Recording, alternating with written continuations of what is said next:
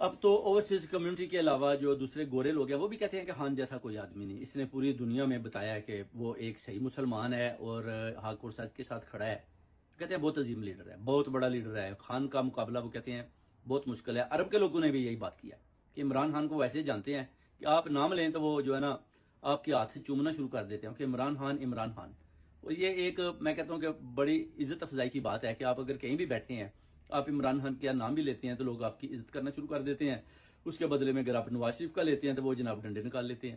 مریم نواز کا لیتے ہیں تو پھر بھی وہ گالیاں دیتے ہیں. شہباز شریف کا لیتے ہیں تو وہ کہتے ہیں یہ چور ہے. ساکھ ڈار کے پیچھے بھی اسی طرح کے وہ لگاتے ہیں کہ یہ بھی چور ہے، ڈاکو ہے.